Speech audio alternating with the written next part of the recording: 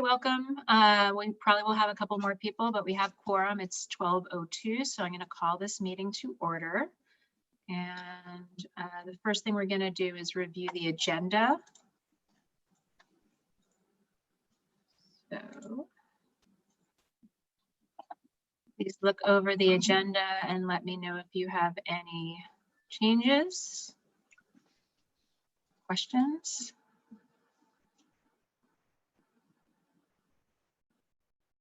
Or anything you'd like to add.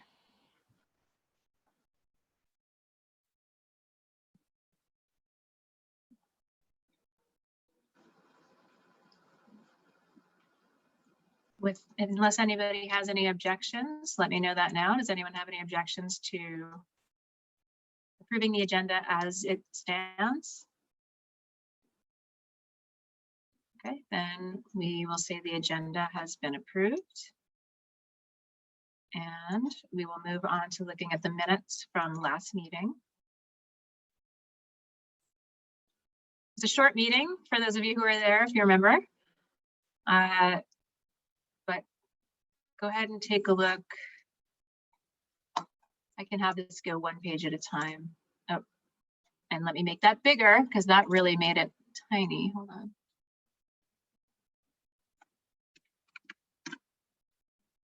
Okay, so let me go back up. Sorry about that. So yeah, first thing, making sure if you were there that your name is checked, and if you weren't there, make sure I didn't check your name.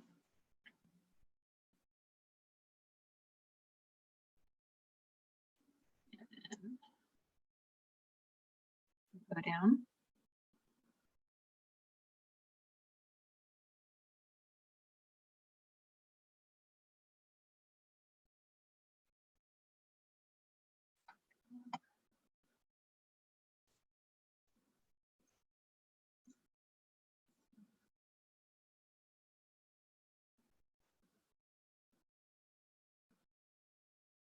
If you see anything inaccurate, I did go back and listen to the meeting, but I shortened some things. So if it doesn't accurately represent what you said, please let me know. For those of you just coming in, we're reviewing the minutes from our last meeting.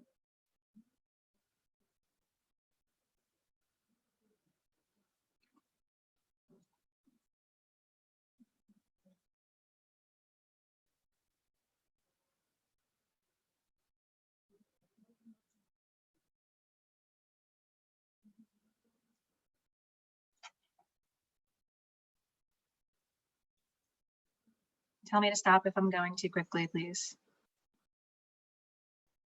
That's it. Any changes, questions, concerns on the last minutes that we did on October 9th? Okay. No objections, then we will approve the October 9th minutes as they are. Great. All right. So moving on our agenda today, we're going to start with our regular report. If we have our SLOAC representative.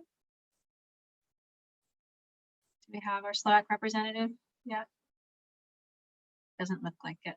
I did get confirmation that Heather is coming today, so we can always go back to that. So let's start then with going to Dr. Richardson, who is going to give us an update on the November letter and anything that she wants to talk about in terms of the ICER report. We can always hand it over to Neem as well. Good morning, everyone. I just want, actually, good afternoon. I just wanted to share that Dr. Johnson did submit the November 1 letter for the Board of Trustees review. As many of you know, this was a letter that's intended to address the probation status that we are on as all four colleges. And there were a number of areas of deficiency where the ACCJC had identified things that we needed to come into compliance with. And so this 46-page document, which is what it ended up being, attempted to do just that. And in terms of looking over it, I feel that Dr. Johnson and the team did a great job of demonstrating that we have made significant improvements in the areas that were identified by the ACCJC. And of course, the hope is that this particular report will be effective in helping us get removed from probation. So it's turned in. The next step is that the board will review it. There may be some suggestions for changes, at which point those will quickly be made in order to have this document submitted by the November 1 deadline. So that is my report on the November 1 letter. In terms of the ICER, we are pulling together pieces that we've identified that are needed to strengthen the ICER, particularly in Standard 3. And NEEM will be working on integrating some modifications that we've made. Nothing modifying significantly the substance of what was originally written, but including some additional information from the district that we've received. And also, we have tried to do our best to be very truthful in terms of what we're saying, but also to demonstrate that we do meet the standard. Even if there are areas where we haven't been doing things for the last 3 years, there's a lot that we've been doing since May that we are going to highlight as meeting the standard, particularly since it is our full intention to continue those improvements as we move through the remaining months up until the visit. So there will be some slight reframing of some of the areas where we indicated previously that perhaps we were in progress, or well, we indicate now that we're in progress rather than we're not meeting the standard, because of a lot of the work that you all are very well aware of, and that's, you know, updating our APUs, updating a number of our processes and procedures, and also ensuring that we're adhering in particular to our integrated planning and budgeting model. So those types of things are things that we're going to be celebrating. We have a consultant who has made a big point of letting us know that the ACCJC is not expecting perfection. They understand COVID, they understand the challenges that we've had as a district, but we do need to highlight those things that we're doing well. And so the revisions to the ICER will reflect that effort. And we will be turning that in very soon. Neem, what was the date again that we're turning it in, our final one? We will be distributing it to the college community on November 10th in preparation for approval by the 3 constituent senates as well as the college council. That's and right. then we will be submitting it for the board on November 24th. 24th. Yeah, and then they will hopefully approve it at their December meeting. So Neem, did you want to add anything else to what I've just shared? I don't believe so, no. Okay, so we're all going to pay for Neem to go to Hawaii or somewhere, wherever he wants. Maybe, but we'll start collecting now. Thank you, Neem, for all that you're doing, and thanks to Hillary as well, who's done a lot of great work with doing some of the revisions that are needed. And that Marie just posted it's $200 round trip to Hawaii, right? Okay. Okay, I think we might be able to handle that, Dave. Plus $50 for an additional suitcase because there's going to be a stowaway. Yeah, thank you. Also, Stephanie and Neem, seriously, the ICER steering committee has been working diligently since May. And, you know, we've been waiting for a lot of things to come in, so we couldn't put everything together. So we're still waiting on some district pieces. The consultant that we have has given us some really good advice. And so we are moving forward with that advice. And we will continue to do the work to put our best foot forward. And we want to thank you all, because you're also going to be helping with getting us all the information for the participatory governance handbook. I know some of you have already sent me stuff, and I thank you. We're going to go over that today. And we're probably going to ask you to do some additional, connecting with those groups as well, because as you know, participatory governance is an important part of accreditation, and we want to make sure that we're doing things right moving forward. Okay, great. Anything else? Any questions about the ICER?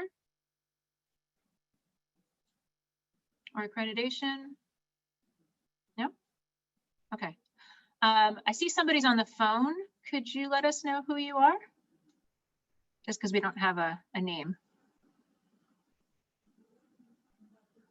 I don't want to read your phone number, but I guess it's on the screen. Yeah, go ahead. That's me, Dan. Welcome. Oh, thanks, Dan. Okay, I'm just going to put your name on here. Okay.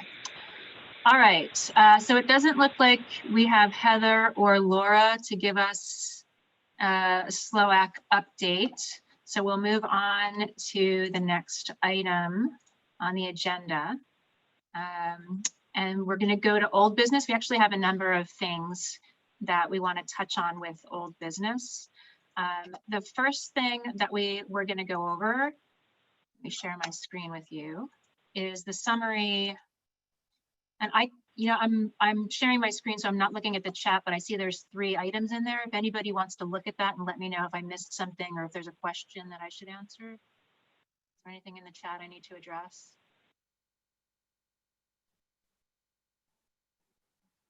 No?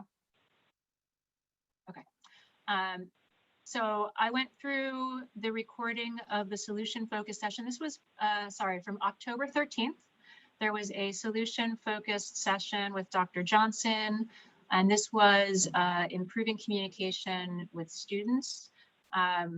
We had a student there, Jasmine Bledsoe, who was referred to us by Lowell Bennett, and she had some excellent ideas. And so you'll see some of her ideas, but just to kind of go through this with you guys so you can see what we talked about. It was actually a really good meeting, and we got some very good suggestions moving forward. Jasmine talked a lot about how students are more likely to use social media than their Outlook emails and texts rather than their Outlook emails. And so really came up with a number of ideas of how we could reach out to students with an official social media presence, including both Instagram and Twitter. She had some really specific ideas in there as well, and I'll send these out to everybody so you can look at them. But she had great ideas about regular everyday posts, as well as weekly or monthly announcements where students and guests could go live and make those announcements. Lisa Webb, sorry about that, talked about instituting the idea of a 48-hour turnaround on emails or phone calls. Stephanie DeVito talked about the new system they have in counseling called eSARS, so students can make appointments directly with a counselor. She also let us know about the chat bot on financial aid page, so students can get responses in real time.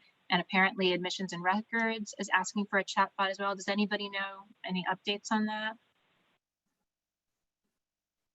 No.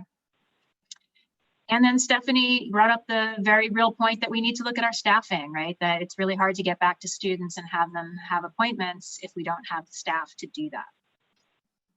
Dr. Johnson talked about working with ASMC on having a Facebook page of their own, at the same time separately having an official social media presence. And Margie, are you here? Yes, I'm here. You want to just talk to the things that you mentioned, or you want me to go over them? You can go over them. Okay. If I say anything wrong, let me know. Okay. So Margie talked about the live link for the Welcome Center and a Zoom room that's open all day. And she also let us know about the YouTube page that she created, and that they want to go live on Facebook. Has that happened, Margie, or is that dependent on having an official Facebook page set up? Well, we have an official Facebook page, right? Right. So that that official, that we did realign, readjust, rejuvenate on October 15th, and that event was streamed live on the Merritt College Facebook page as well as the YouTube page. Very cool. So it's happening. Glenn was there, and he talked about potentially expanding the cohorts that already exist to different cohorts, and maybe that would help with registration. And then VPI Richardson talked about the fact that service areas need to state, any data that we're getting back from students about not reaching them or not doing satisfactory connections so that that can go in the APUs, and then that the managers would be able to look at that data and, you know, consider it in making any decisions. Any questions on this or any comments?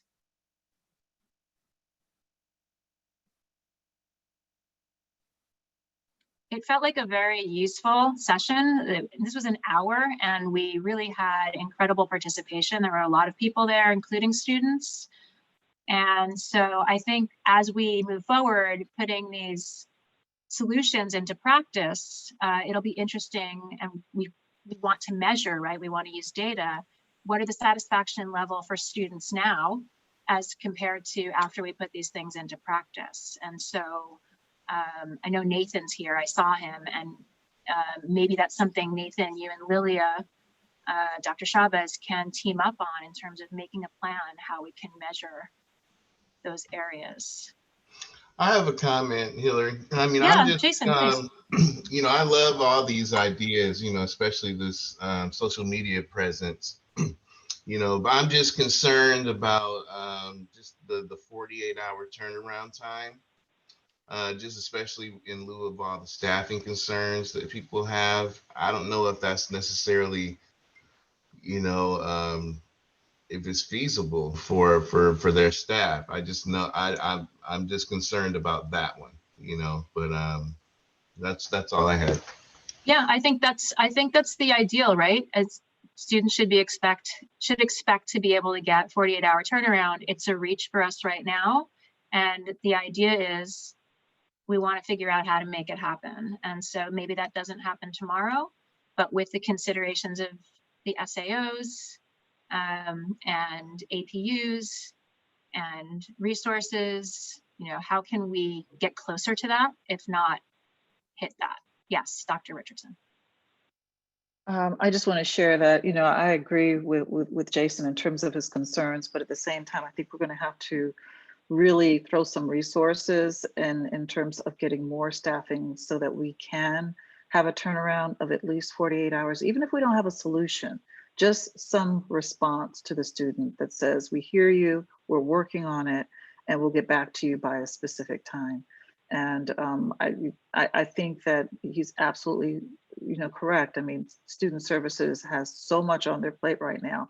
So we're gonna have to do what needs to be done to get additional support to do that. I think it's critical. So Hopefully that chat bot is addressing some of that, though. I'm hoping, you know, with that automated, you know, response, you know, hopefully that buys us a little bit more time, you know, to actually have a live person actually hit them. I think that's why it's critical that we reach out to students and assess and get data, because we're not going to know if we're being effective until we hear from the students.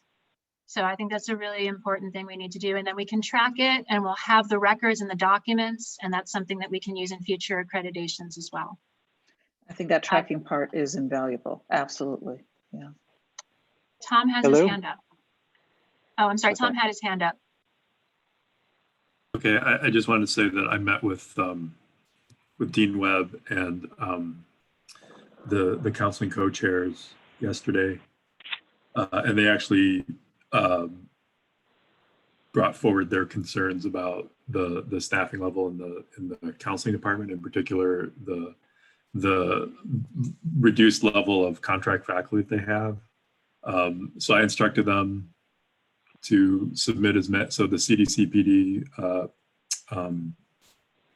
faculty prioritization process is taking place over the next 6 weeks or so. So I instructed them to submit as many requests as they feel they need people to be replaced. So there could be as many as 4 from counseling as a result. And so I think even if those are not all prioritized highly, hopefully we'll underscore the need, you know, for rectifying the staffing shortages in the counseling department. So that's something that's coming down the pipeline.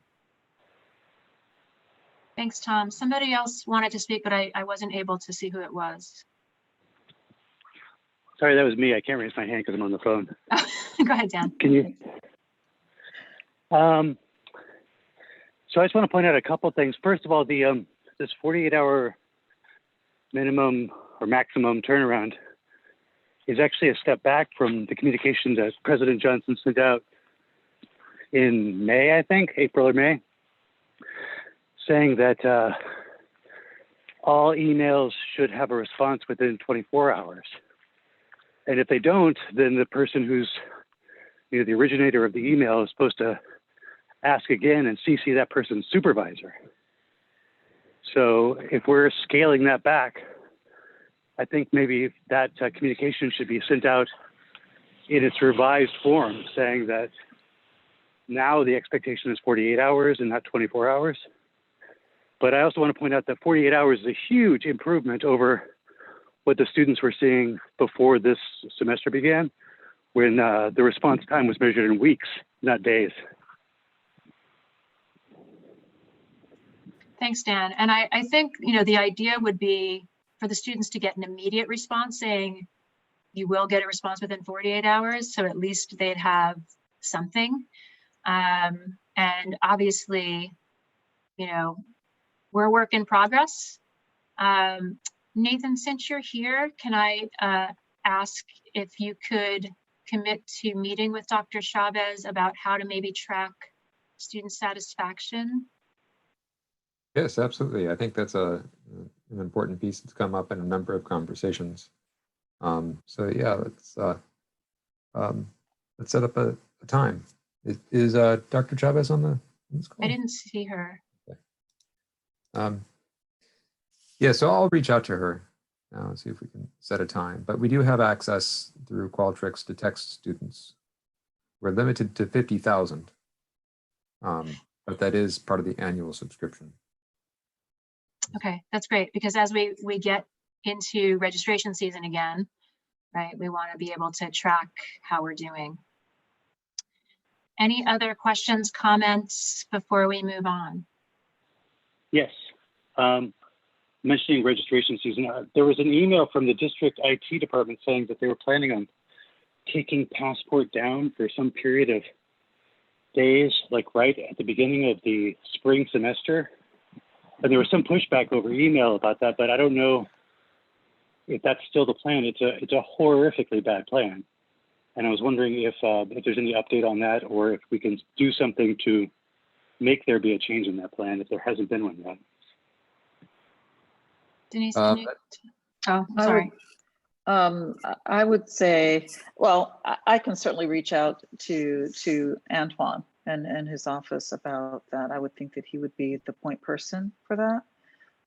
So I'll send out an email to him and to Dr. Brown, just expressing concern. And you're saying that Passport will be, sorry, Passport will be shut down for how long? And when, or just at the beginning of spring semester, you said? It was, I don't remember the exact details. It was like 4 days.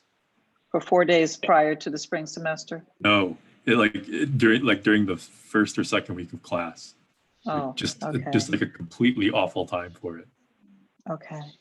I will send something out today and I'll report back via email to you all, or to Hillary, and then she can disseminate the response that I get back. But I will certainly support asking them to change that and advocate. Could I ask when that email was sent? I didn't receive that, or I didn't see it. Tom or Dan, when did that email get sent out by the district? It was a few days ago. Earlier this week. It might have went out to the academic senate, which is why maybe everyone didn't get it. Okay. I don't remember receiving it either. If you could forward that to me, then I could reference that email when I object. Okay. It seems like something that should have gone out to the VPIs, but Yeah. And I'll forward it to the accreditation group right now. I'm on my computer now. yeah, one more Thank piece you, of Dan. evidence that we are feeling disconnected from the district. Yeah, I That's, hadn't seen that. So. thank you for that. I'm really glad you brought that up. Anyone else? Any comments, questions, concerns, ideas moving forward before we move on? Just a quick clarification about the, because I know it's part of the So they have to find a date to go dark. But, so obviously the request for the better date would be after census, is that right? I'm sorry, Nathan, you were breaking up and I was having trouble understanding your question. Oh, sorry, I was trying to clarify what the better date would be to go dark for PeopleSoft. Would it be after census? Oh, the better date when password, it would be during break, obviously, it would be the Yeah, best. or at the very least, a weekend, you know? Yeah. Or the summer. Yeah, I mean, we have a 5-week break or a 4-week break between fall and spring. So there's plenty of time for that to happen then. I mean, I hear the weekend, but that's when a lot of my students do their work because they work full time. So they do a lot of their classwork on the weekend. Yeah. And I know that because I have all of my discussions due on Sunday night and the majority of them get done on Saturday or Sunday. So we just want to be careful about that. Great. I'll see what I can find out. That's Yeah. certainly an odd time. Yeah, thank you. Anyone else? Okay, I saw that Heather came in. Hi, Heather.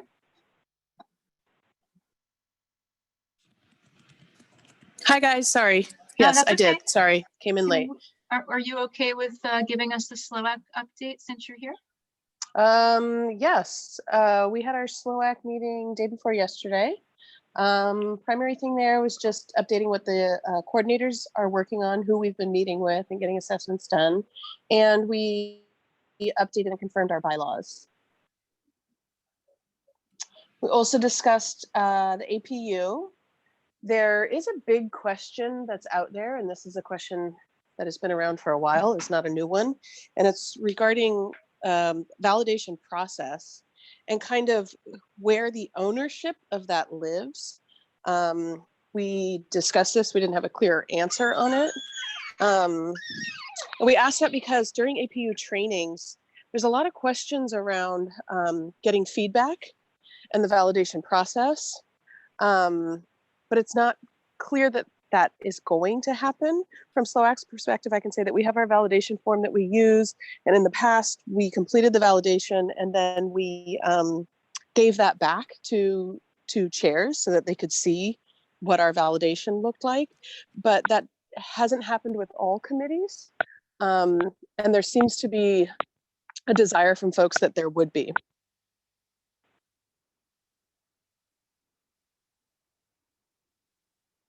Denise, do you want to speak to that?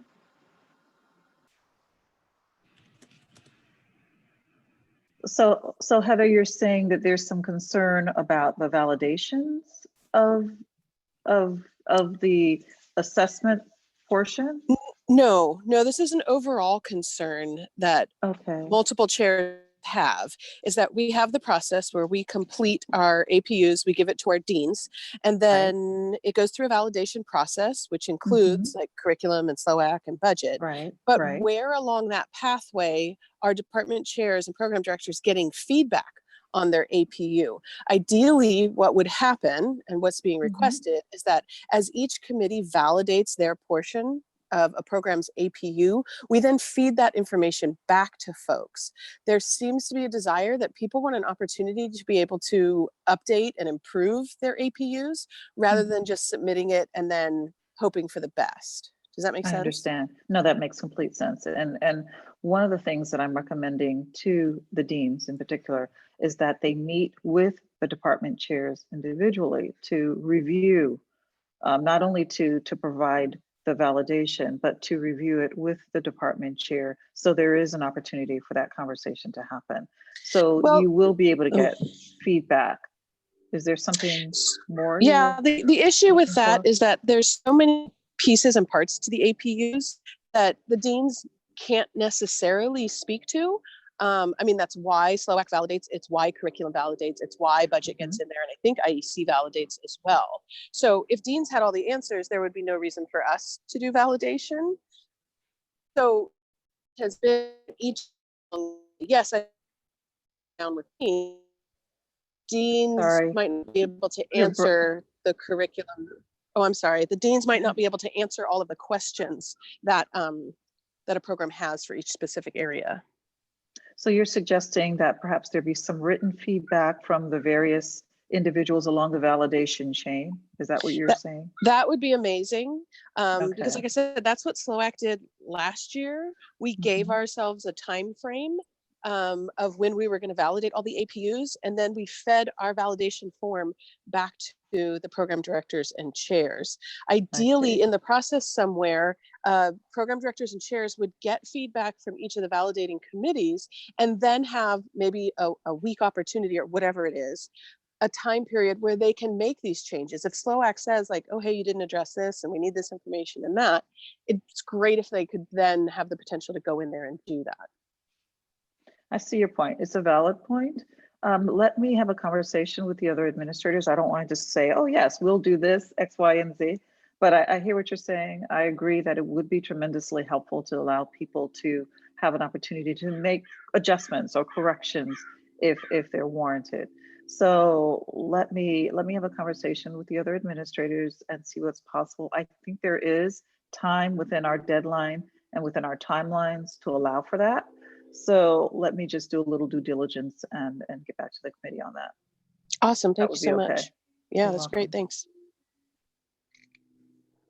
Great. Heather, is that the full on of the report? Yes. Okay. Yeah. Thank you. May I just ask a quick question related specifically to SLOAC, and that is with respects to the review of the bylaws. Were you guys able to conclude those yesterday? Yes. Yes, we finished those yesterday. And not yesterday, Tuesday.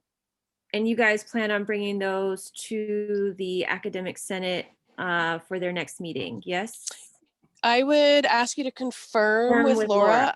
Okay. Yeah, I left just a few minutes for the end of the meeting, so I'm not exactly sure what her next step is, but I believe that's her plan. Okay.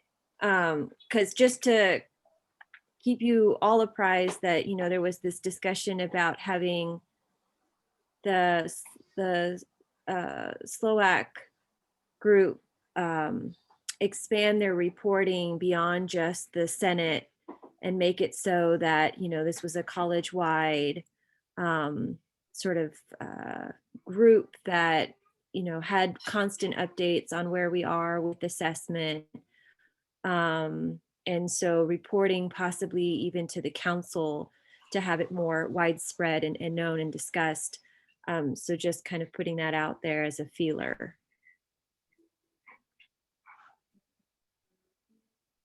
While we're on that discussion, Tom, yeah, you're still here. We just wanted to check in on College Council's agenda items for the 28th. Yeah, I talked to Stephanie about that. Okay. I am all over that, Hillary. I'm actually working on that agenda as we speak because Berenice sent it to me and I had a 30-minute conversation with Tom this morning. So I'm making some minor tweaks. And when we get to that section about the bylaws within today's meeting, I will finalize that agenda for council and send it back to Berenice. Okay, great. I All right. also have one. Yeah. I have a quick question about the SLOAC bylaws for Heather. Do you remember, is the membership the same now as it was previously? No, I believe we updated the membership. Okay. I can get a copy of the updated bylaw. I can ask Laura to forward it to this committee if you guys would like.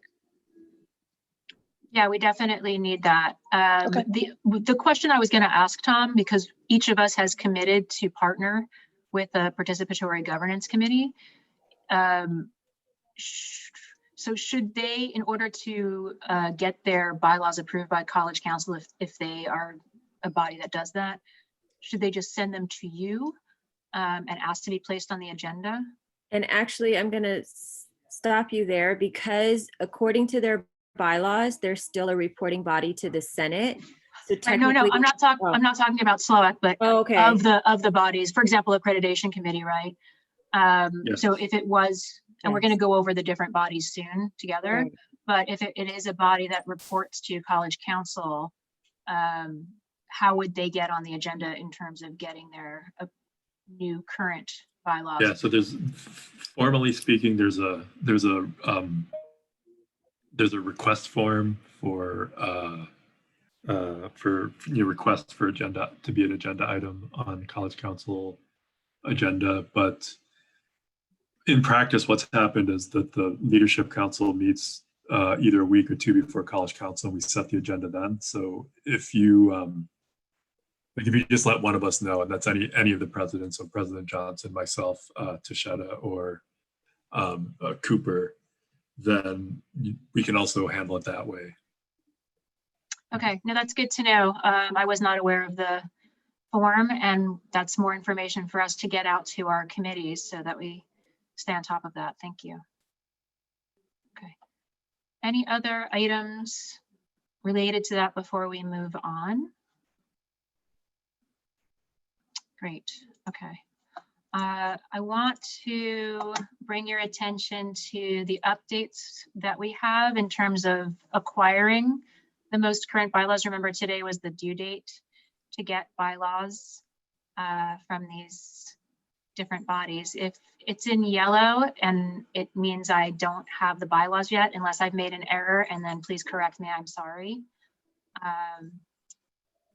So we need these. So I know Tashetta said she's going to get back to me today with the classified Senate bylaws. So Dan, Margie, I know Aria sent out an email. And oh, so it's Jason, right? Jason, are you still here?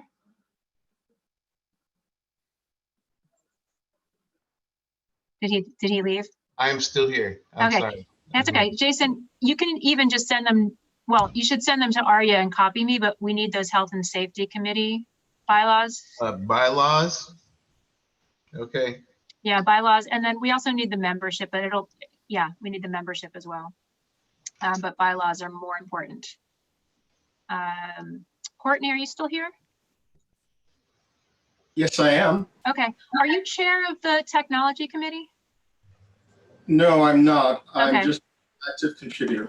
Okay, that's my bad. So that's, part of the issue is we don't know who all the chairs are. So who should I write to as the chair of technology? The co-chair. I'm sorry. Nathan. Nathan's the co-chair. Oh, Nathan Nathan? and Ross are for Merritt Technology. I'm working on. We've got the bylaws. We reviewed the bylaws yesterday for MTC, and I'm just trying to finalize membership for the committees, and I'll send out that email. Great. When the question is about IEC. Okay. And then I wanted to just add that we are combining the health and safety and facilities committees, right? They're meeting jointly. Oh, I didn't know that. So is that going to be one committee? I mean, we haven't met as a combined committee yet, but I mean, that was discussed at the last facilities committee meeting. I didn't attend the whole thing, but they made that decision. So we haven't formally convened. I think the next time, I think it's Tuesday or something like that, Wednesday. We're supposed to come together. We have to be clear on whether it's a joint meeting of two committees or whether it's actually two committees fusing into one, right? Like we have to be clear on that. I'm not clear on that, so I wasn't So, there yeah, when the because decision was made. the Health and Safety Committee was a spin-off of the Facilities Committee established some years ago. And so if they're saying that it's redundant to have the Health and Safety in addition to having the facilities, which is identified as a review committee, then if they're merging health and safety back into facilities and possibly, changing the name to identify that this is now a merged committee, then that's one piece, unless they're choosing to have, like Tom said, a joint meeting to discuss relative items, right? Two are very different. I can see them being very different. They're very different issues, Can someone from facilities speak to this? Who's on the facilities committee?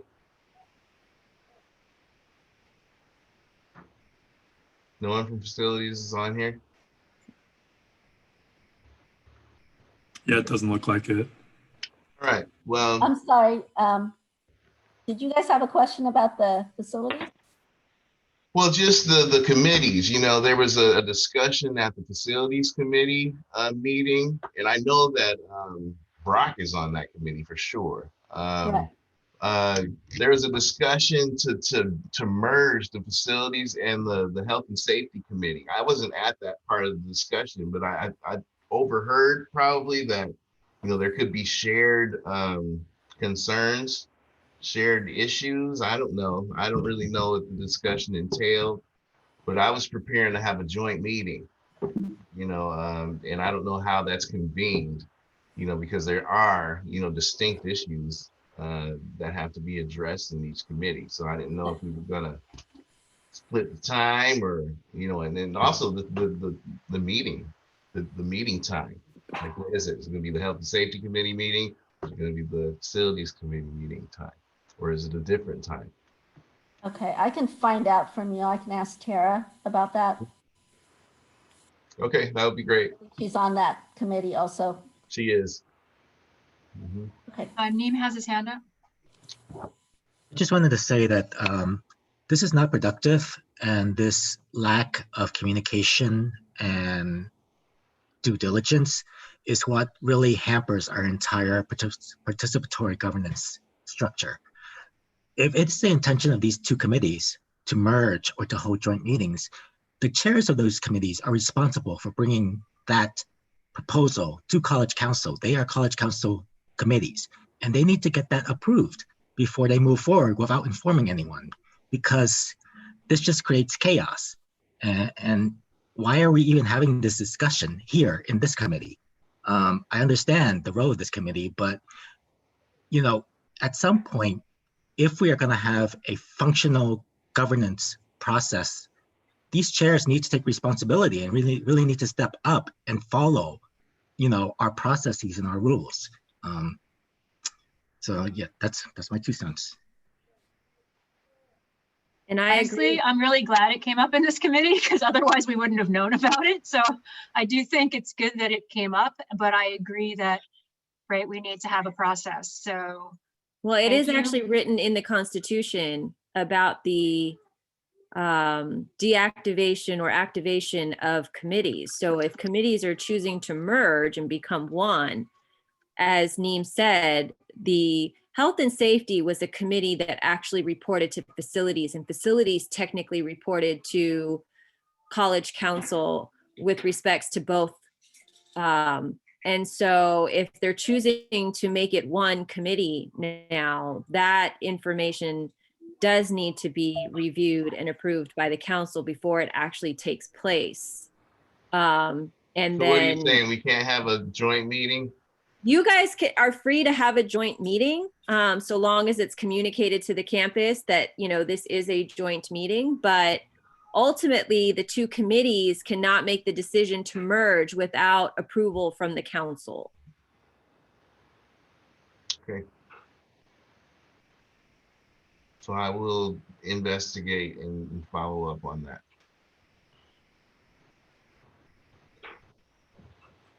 Well, it sounds like in terms of bylaws, the bylaws for both committees are the same as they were at the beginning of the semester. So we don't need to collect one set of bylaws for these two committees. We need to collect 2. Correct. I know health and safety didn't amend their bylaws though. We probably have an opportunity to do that. So who is the chair of facilities? Brock and Tara. Okay.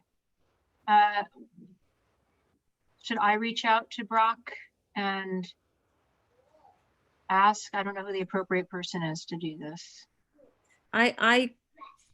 Hillary, you or I'd be more than happy to reach out to Brock and just identify the conversation and figure out sort of where we stand with the two committees and the bylaws, etc. Okay, that'd be great. You can copy me. That would be wonderful. Margie, you let me know that I don't have college budget committee on here. Thank you. And just an FYI, the college budget committee does plan on bringing its bylaws, its reviewed bylaws, to the council because they are on the agenda, as is IEC and accreditation. So According to my discussion with Tom this morning, if there were any others that needed to be brought forward for review, I would wait until after this meeting and then identify them on the agenda and send that to Berenice. So if it sounds like all we have right now is budget, institutional effectiveness, and accreditation, then, and of course, the constitution of the council, which Usually would health be and safety on there too, because they haven't been reviewed. okay. So Stephanie, let's But talk have about there that. been changes? Sorry, What's that? sorry about that. So I have a question. I have a question about, this is the first I'm hearing about the IEC's bylaws being on the next College Council's agenda. As far as I recall, the most recent IEC bylaws and the current Accreditation Committee bylaws were approved by the College Council last semester. Are they being reapproved, or are we trying to get a record of that again, or what? Tom, maybe you can speak to that, because I recall the same thing, but for whatever reason, they were on the agenda.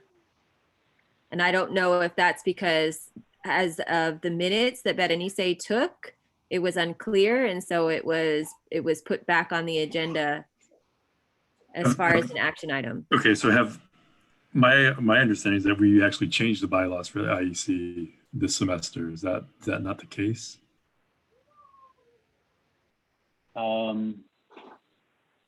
Not that I mean, Nathan, do you recall? I don't recall us changing the bylaws. We might have discussed changing the bylaws, but we haven't actually voted on changing the bylaws, have we, at the IEC? Or have we? We met and reviewed at the meeting in September. We went through the bylaws and actually made a few more changes. Yeah, this is why we need approved minutes, you guys. Good Yes. point. But this is the Accreditation Committee. Can anybody at this committee tell me, have the bylaws changed this semester for this committee? This Yes. committee? Yes, they did. They changed over the summer, Oh. and we voted on them in the first Oh, meeting. okay. Okay. And just Margie's waiting with her hand up, but just a quick question, Stephanie, because you're expert on all these things. If a committee meets at the beginning of a year, an academic year, and decides not to change anything, do they need to take any action in terms of getting approval? No. Okay, so I just want to be clear on that. Margie, you had your hand up. Okay, so I placed in the chat that I'm currently waiting for the bylaws and membership for C. And I should have that today. I reached back out again this morning. Also, I didn't know that I was responsible to reach out for the college budget committee, but if you'd like me to, I'll send the email. My bad. I read that chat quickly and wrote down something, so I'm sorry. What is it supposed to be? I'm not sure. No, I was waiting. So I was responding to your comment that mine was missing, and that's correct. Oh, I see. Okay, right. I'm sorry. Okay, so but you're right. College budget committee is not here, which is interesting. Hillary, sorry, Yeah. it's Marie. I left you a message in the chat. So I was actually assigned to that. Oh, okay. And Great. we just updated the bylaws at the meeting, the charge to the committee. Okay. And the bylaws on Wednesday. So I'm updating it now. I'll send it to you shortly. Thank you. All And right, everybody, actually, thanks. Marie, can you also send those to Berenice as backup documentation for the council? Because we are bringing those forward to the council for review and approval. Sure. Thank you. Any other comments, questions, concerns on this before we move on? We should also make sure Berenice gets the updated IEC and Accreditation Committee bylaws. Correct. So one thing I can do, the way I'm handling all these documents is I'm putting them on a SharePoint folder. And I think I've shared it with the entire Accreditation Committee, but I can add Berenice, and that way she'll have access to everything. Perfect. And what that means, everybody, is that if there's updates, you can put the updated bylaws right into the SharePoint folder. And so we have everything updated all the time. Is anybody unfamiliar with how to use SharePoint or how to access it? Can you, I just missed that. You said there was a SharePoint with all the bylaws in it? Yes, and Jason, I may not have included you, but we can add you. So here, if I go to my apps, And I go to SharePoint.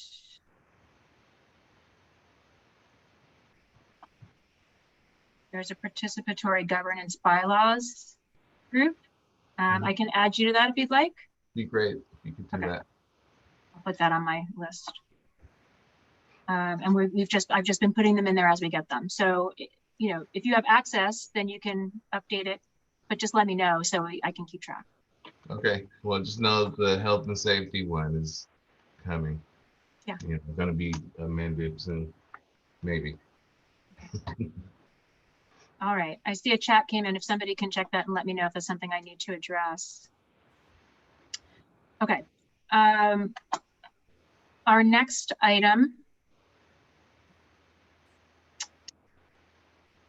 Okay, just quickly, the Accreditation Everyday t-shirts are in. And we did order them for all of you who are on the Accreditation Committee, including you, Heather, even though you said you don't want one. It's too bad, you're gonna have to wear one. Because we want you to wear them when you do your Accreditation Everyday videos. So David has them in his office, and he's just sent an email saying the power might be out through any time between now and Tuesday. So I would just say send him an email on the day that you want to come pick them up. I think, Denise, correct me if I'm wrong, he's typically in his office most days. But you can go in there and pick it up. Correct. Is that correct? Yeah, he's there most days, and I'm there Tuesday, Wednesday, and Thursday as well. Okay, so we can arrange with either David or Denise. If you are far away from campus or for health reasons, you're not leaving, your general area, please let me know and I will find a way to get the shirt to you. There's enough of us that we can, that live close enough to each other, we can figure out a way to get you your shirt if it's not safe for you to get to campus. Okay. All right, I know there's a number of chats. Is there anything I need to address here, you guys? Sorry, it's hard for me to do. Okay, no, I don't think I need to address any of that right now. All right, next on the agenda is new business. So we want to review a couple of documents with you. The first is how we categorize our participatory governance committees. And, Stephanie and I had a long conversation about this, was it yesterday? We talk a lot, about how different colleges actually categorize participatory governance committees differently. Different colleges have different committees. I was not aware of this. Merritt is very different. So it's really good for us to know how we do this. And so I'm just sharing with you the participatory governance quick facts third page, which most of you have seen. And this is how we currently categorize our committees. There are some missing here, so I also need your help. For example, the Distance Education Committee. I don't know where that committee would go. And so a couple questions. One, is this accurate? Two, do we like the way that this is categorized? Or do we want to talk about doing it differently? And I'm just opening it up. And so, go ahead. Okay, I think the first thing we need to recognize is that there are actually 4 separate main kind of sovereign bodies in our participatory governance structure. There's the College Council, and then there are the 3 senates, okay? So any committees will fall under one of those 4 main bodies. So instead of creating additional terms to confuse everyone, I would just say, like for example, CDCPD, Curriculum, SLOAC, DE, and CE are all Senate committees. We can just call them Senate committees.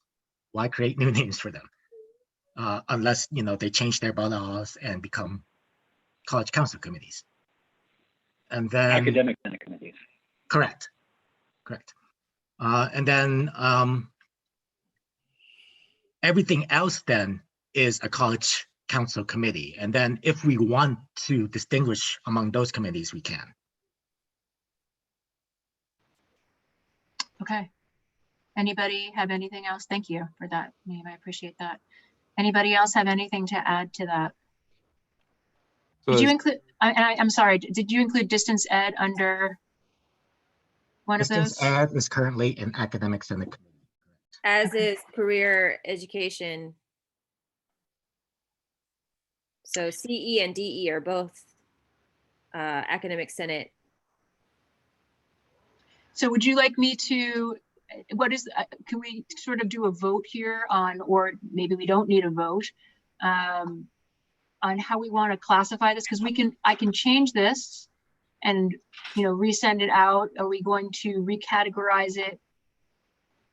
So, and Or- I just want to say that the reason these categories are here laid out in this fashion is because of the way they were laid out in the 2018 revision of the Participatory Governance Handbook. So anywhere where we make changes or conclude that this is what they're being termed as will be what is referenced in the handbook.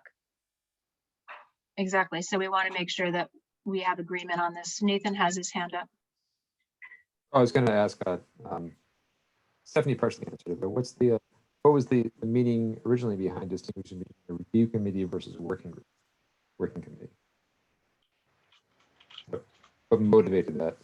I can So we answer used that. to, okay. So in the past, California Community College Governance had an umbrella term called shared governance. And at some point, the consensus became that that really did not represent what was actually occurring in governance because it's really not shared. Governance is a means of making recommendations to the chief executive officer, the president or the chancellor. And so these committees are not actually sharing in the decision making. Okay, they are participating in the decision making. So then the new term participatory governance came into vogue. And at that time in 2016, we were revising our handbook, and for whatever reason, there was confusion between the term shared governance and participatory governance. And we ended up calling like the four main committees participatory governance committees, but that's a misnomer. Every committee is a participatory governance committee. And so we came up with another term called review committees, because really they are the final reviewers before they make the final recommendation to the college council, which then makes recommendation to the college president. And so we had to find another term for all the rest of the committees. And the reasoning, the thinking was that these are the committees that actually do the work. They review the plans, they review the priorities and the resource needs, and then they make recommendations to the review committees, etc. Those are arbitrary terms. We don't need to stick with them. It was just a way of distinguishing the four main committees from the rest of the committees. Good Okay, stuff, thank you. Steve. Yeah. So moving forward, the question is, do we want to change these to be committees of either the academic senate, right? Is that what you're suggesting, Neem, or the college council, rather than working and review? No, the review committees have nothing to do with the senates. Those are college council committees. It's the working committees that are in question. So the working committees are committees that actually report to technically the review committees typically. So like health and safety is categorized as a working committee that reports to facilities. And facilities is the one that is the review body that reports to the council. So in actuality, they all report to the council in some mechanism, but there's usually a chain of command. So I'm not quite sure exactly if the professional development committee was ever fleshed out as to who it technically reports to. Same with equity and achievement. And we concluded that the accreditation committee that is now more active reports directly to the council. But it is considered very much a working group. So this is where it gets a little tricky in the sense of categorization. So let me start with the first question. Do we like this categorization or do we want to change it? Well, I think it's important to capture the information that the association between the College Council to all of the other working groups, that wasn't reflected in there previously. But it seems that there's a meaningful distinction between review and working committees still, especially in terms of the IPB process.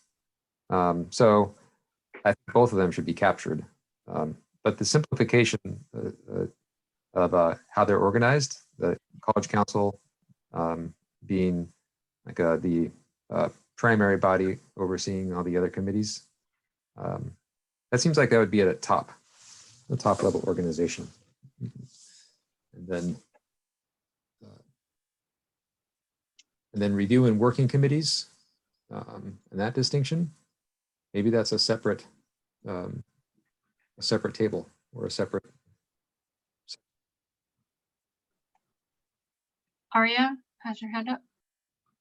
Yeah, I mean, I think that couldn't this all be captured just by having subgroups within the heading? So like rather than having, like you could designate it within the same heading of, say, you know, advisory groups, or if it's something that's a spin-off that's a working group of it, you could sort of still include it in there, but have it with a little indentation or some other kind of thing to set it apart and notate that it's a group within.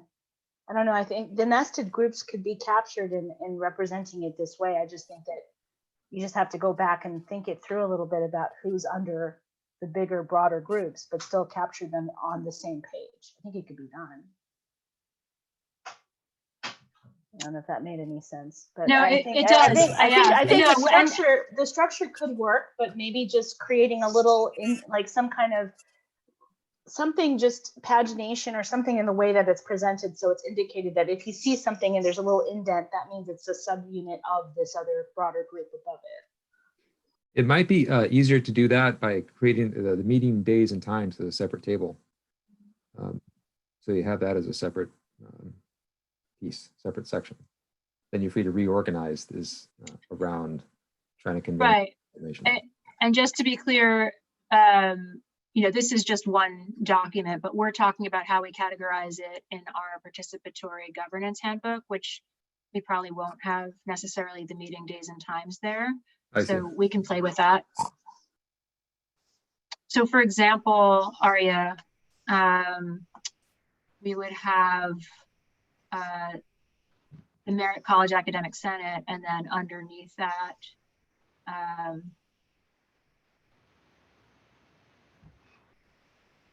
trying to think what we said was an academic senate committee. Well, you could put the DE addenda. So like the DE committee and the curriculum committee are under the academic senate. So you could put the academic senate first and then have a little tab, not tab, but whatever it's called, the little indent. Then you would say this is a, like, so this, so that it's clear that academic senate is the main umbrella under which distance education committee and curriculum and whatever else we are adding in there.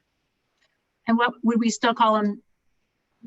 They're not all the same, right? Because there's advisory groups and review committees. Well, this is where I think Neem was saying that, you know, instead of recreating a title for this cluster, I mean, call it academic senate committees or academic senate as the heading. And then within the academic senate, you could have the subgroups that report to academic senate or were offshoots of academic senate. Just the same that if you were to include facilities and you wanted to put in the health and safety committee as a subgroup of that, you could still have that within the review committee section. I guess that's. Do you want me and Stephanie just to draft up the outline and send it to you? I'm happy for you to do that. I just want to make sure that actually that's good because we meet again November 13th, I believe. So that's before we're going to hand in our draft of the ICER. So that is a meeting where we could vote on how we want it to appear. So that would be amazing. Are you sure you want to do that? Because you've got a lot in your hands. It's simple. I mean, in my mind, it's simple. I know it's confusing for some people just the way we've categorized it in the past and over the years, but it's really relatively simple. Okay. Yeah. I'd be very happy for you to do that. Okay. Does anyone want to say anything before we hand this over to Neem in terms of what they'd like to see or how they want it presented? Because we'll vote on it at our next meeting. I put my comment in the chat, and I suspect that Stephanie and Neem will already do this, but I think it'd be really nice to kind of understand how these committees actually work together, or who reports to what, or how information actually flows through. I think that needs to be really clear, so that you know, in the event that there's a committee that feels like it's sort of sitting in silo. So I think that maybe should be clear in whatever is produced. And we have a flow chart currently that was drafted in 2016 that identifies that. It clearly needs some updating. And Neem and I have already spoken to that with respects to the narrative in the ICER. And I've spoken to Hillary about that. And I think, Hillary, are you still planning on showing? Once we get through this, is that the same? Because we were talking about the decision making. Yeah. Is that the same? It flow pretty chart? much, it's basically laying out exactly what we're talking about, how committees feed into and what is categorized as a subcommittee to a particular committee, and how it flows from reporting to groups to council to president, etc. And so that, similar to how we saw it in BCCs, right? I think that's what Maria is talking about, is that visual. So if we're okay moving to that, any objections on that? I can show you the visual that we were gonna share. If I can get this. Sorry, I have to stop my share for a second to get it out just the way. If my 13-year-old was here, he'd say, that's what he said. Okay. Okay. This is the flow chart that we also wanted to share with you. And as Stephanie said, it sounds like changes have to be made. So please go ahead and let us know. And again, this is being recorded, so I will be able to write down everything and we can make those changes. So as you can see from what Aria was mentioning, that you have, you know, within the constituency group makeup, you have the academic senate, and then under indented, it identifies the curriculum and instructional council and the council of department chairs and program directors underneath the senate as groups that report to that body or feed into that body. So, you know, ideally when this was put together, it was put together very quickly. It didn't have a way in which to be fleshed out. It was just immediately adopted. So clearly there can be improvements made to this document to understand the flow.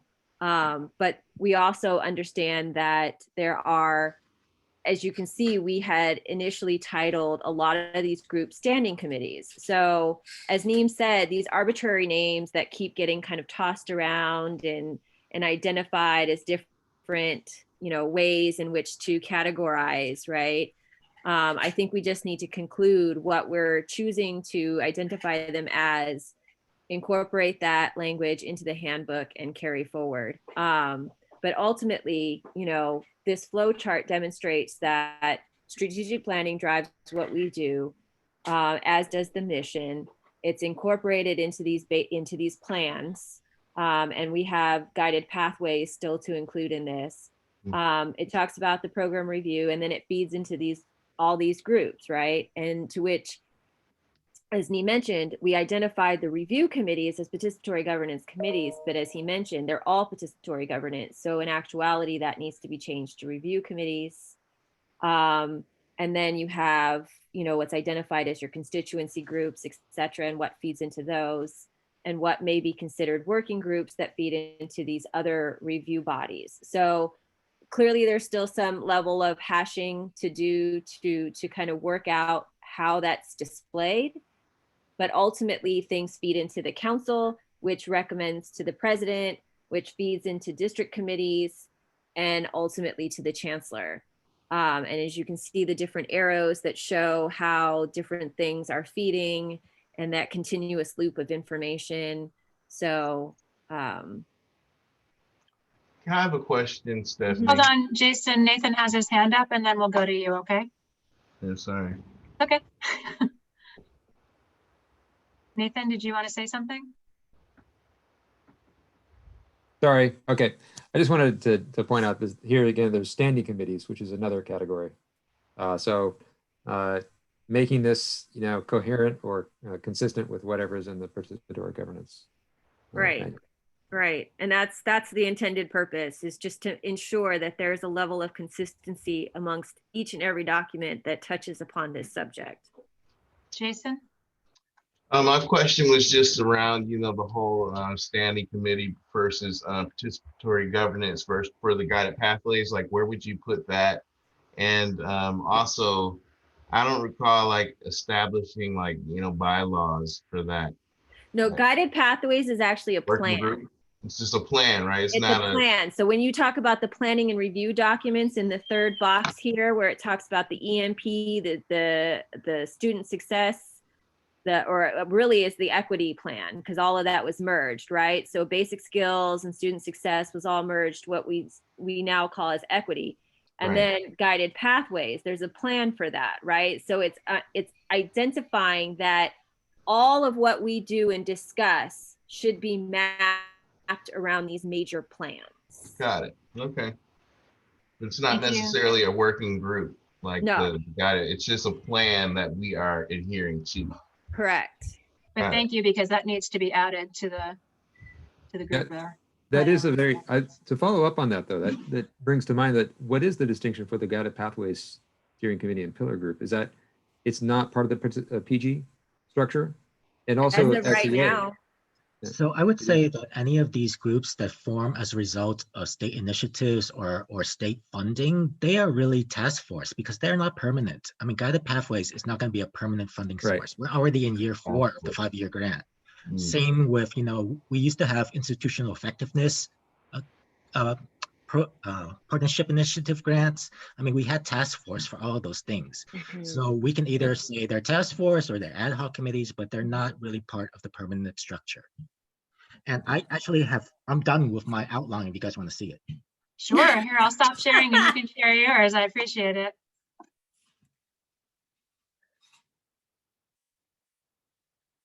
I think that covers it all, but if I'm missing something, let me know. Any comments?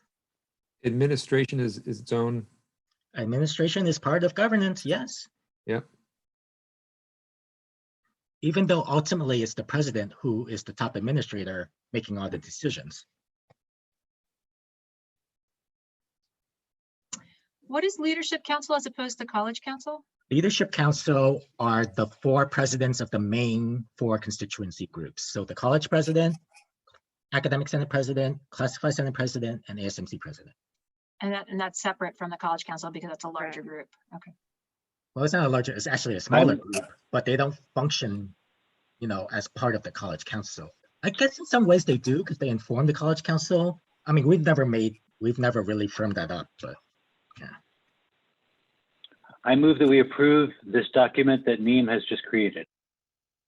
I second. I mean, this is a. Dan, yeah, that's fine. So it's a second by Nathan. Okay, so let's do does anyone object? And then we'll do a roll call if they do. Does anyone object to approving this document as created? Well, spell out the acronyms. That's the only. With the amendment that the acronyms are spelled out. Fantastic. Thus approved. You guys rock. That's great. All right. So Neem, can we switch sharing again?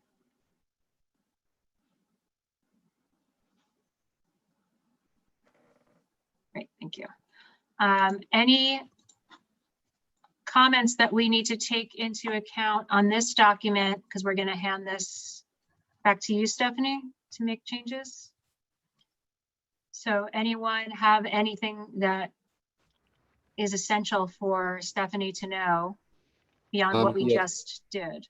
The list of planning and review documents, it would still include the EMP, but then we have to replace the following 3 with, I suppose it would be guided pathways and No, What are the it's other called, elements? it's officially called the equity plan still in Is it? Education Code and Title V. Oh, okay. Would guided pathways fall into that? As like as part of the equity? We could add it separately. I mean, we do have a guided pathways implementation plan.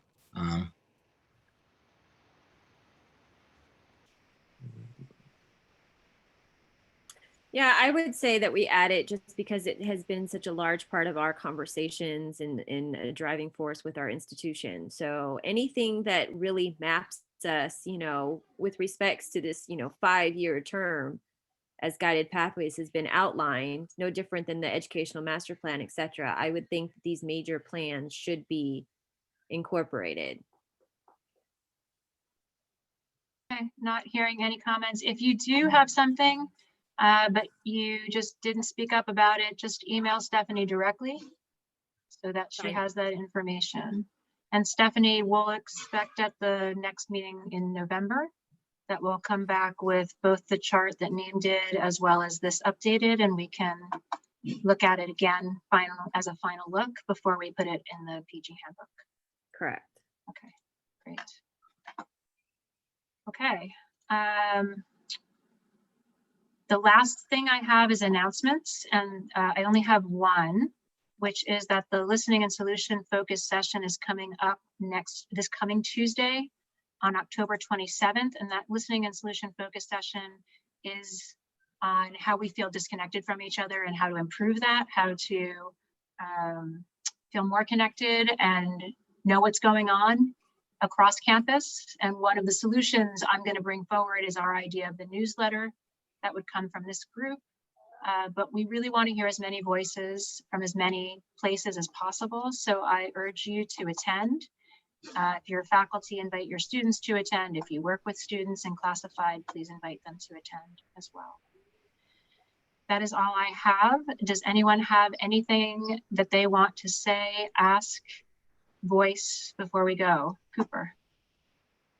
Yeah, I just wanted to request/invite anybody who might have a moment after we're adjourned here. And of course, once we leave quorum, so we're not in violation of Brown Act, if anyone might want to hang around in the meeting, if that's a viable option, and maybe just help answer a few questions that I just keep not wanting to take up the meeting's times with about just even understanding and interpreting all this stuff and just my part of the review. I would love if anyone had just a few extra minutes to lend to me. Thanks, Michael. Stephanie, would you mind staying on with me with Michael, because you know this stuff better than I do? Sure. Okay. Any other announcements that anybody wants to get out there before we end the meeting? All right, I want to thank everybody. I feel like this was a really important meeting, and as I've said, I've been at Merritt for 18 years and I am learning so much in this process. And I really want to thank Neem and Stephanie and Nathan and everyone here for walking me through it and holding my hand like a child, because that's what I need. But our goal is for all of us to become more proficient with this information so that not just when the ACCGC visits, but as we move forward, we become sources for our fellow faculty, staff, students, and administrators. So thank you. I'll stay on with you, Stephanie and Michael. Everyone else, thank you so much. And we'll see you November 13th for our next meeting, if not before. Thanks, everyone. Okay. Have a good weekend. Bye-bye. Thanks, Neem. Thank you. Happy Friday. Thanks, Nathan.